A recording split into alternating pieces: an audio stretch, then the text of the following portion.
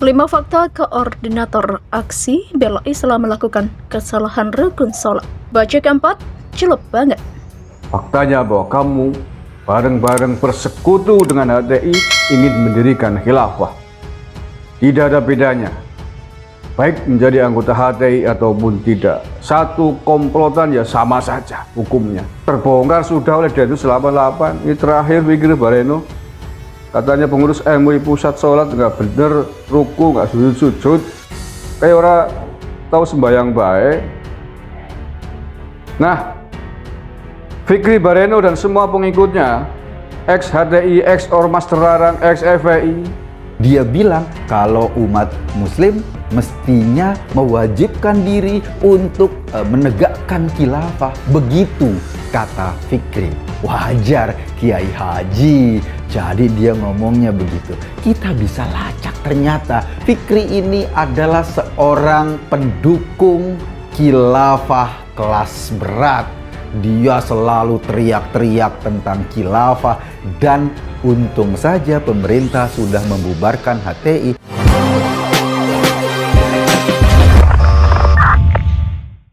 Video tentang seorang pria bergamis melaksanakan sholat di atas mobil komando aksi bela Islam 4 Maret 2022 di depan kantor Kementerian Agama pada Jumat 4 Maret viral di media sosial. Video itu viral karena pria yang diduga pengurus Majelis Ulama Indonesia atau MUI Pusat tersebut melakukan kesalahan dalam melaksanakan rukun sholat. Pria itu juga disebut-sebut sebagai koordinator aksi bela Islam Fikri Bareno. Gerakan sholat berjamaah yang dilakukan tidak selaras dengan jamaah lainnya. Dia terlihat melakukan rukuk 2 kali, awalnya dia rukuk kemudian i'tidal dengan sujud, tetapi malah mengulangi rukuk. Berikut deretan fakta kasus tersebut. 1. Pengurus MUI Pusat.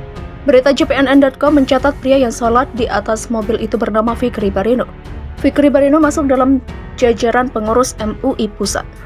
Laman lembaga yang mewadahi ulama, zulama, dan cendekiawan Islam itu memajang nama Fikri Bareno sebagai Wakil Ketua Komisi Pemberdayaan Ekonomi Umat MUI.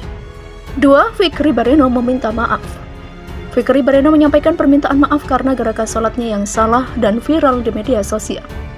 Kepada Allah saya mohon ampunan, kepada umat saya mohon maaf. Demikian ujar dia sebagaimana disampaikan Novel Pemukmin selaku PLT Waketum PA212 pada Minggu 6 Maret. 3. Penjelasan Fikri Bareno. Fikri mengaku kesulitan mendengar suara imam sehingga melakukan kesalahan dalam gerakan sholatnya. Saya kesulitan mendengar suara imam yang kemudian terjadi kesalahan pada sholat. Demikian ujar Fikri sebagaimana disampaikan Novel. Fikri pun menyadari telah melakukan kesalahan dalam gerakan sholat. Fikri mengaku mengulang sholatnya di masjid usai aksi bela Islam. Namun pada akhirnya saya membatalkan sholat saya karena meyakini tidak sempurna dan memang memenuhi syarat untuk dibatalkan. Demikian ujar Fikri. 4. Komentar Wasekjen MUI. Wakil Sekjen Bidang Hukum dan HAM Majelis Ulama Indonesia atau MUI Ihsan Abdullah menyayangkan Fikri Bareno melakukan kesalahan dalam gerakan sholat. Sebab gerakan sholat membuat sholat seseorang menjadi tidak sah. Agak sedikit aneh bila dikaitkan dengan pakaiannya yang berjubah tetapi rukun sholat saja keliru.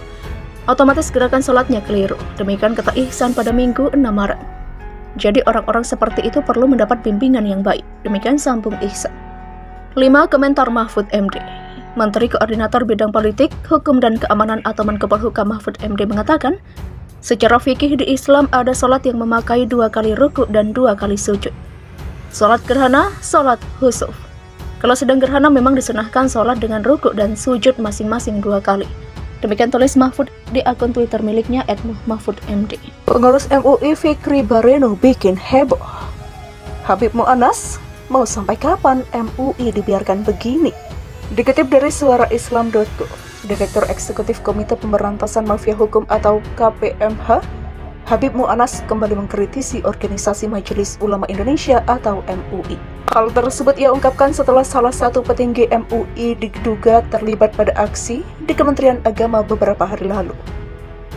MUI dibiayai negara, mestinya mendukung program pemerintah, bukan menyerang seperti oposisi.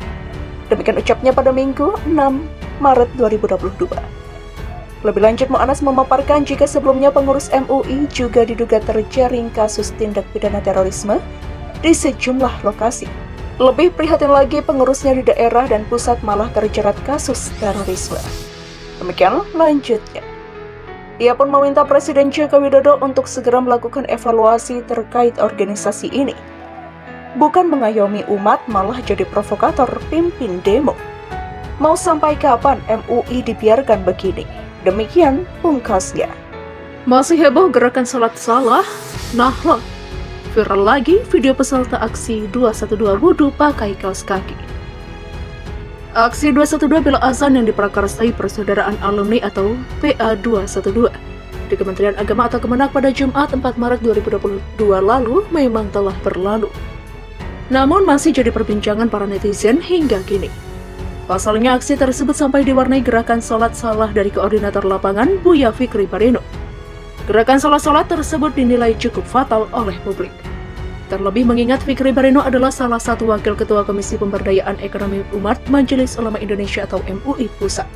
Namun dikala hal itu masih menuai cibiran publik, netizen kembali dikejutkan dengan viralnya video peserta aksi 212 yang wudhu dengan cara tak lazim. Dalam video yang beredar terlihat dua orang perempuan muda peserta aksi 212 mengambil wudhu menggunakan air mineral. Aktivitas keduanya ketika berwudhu direkam oleh seorang pria yang juga peserta demo. Anehnya, si perempuan mengambil wudhu tanpa melepas benda-benda yang dipakainya, termasuk kaos kaki yang tetap dipakainya saat membasuh telapak kaki dengan air. Sudah wudhunya, kakinya doang. Nah, ucap pria perekam video. Kaos kakinya kurang basah, yang basah kaos kakinya. Demikian kata pria perekam sembari terus menuntun perempuan tersebut. Udah, kaos kakinya kurang basah, sepatunya sekalian. Demikian ujar pria itu lagi. Selanjutnya perempuan muda itu meninggalkan lokasi sembari menenteng sepatunya. Video peserta aksi 212 berwudu dengan cara tak lazim ini lantas dibagikan ulang salah satunya oleh akun @al-levi.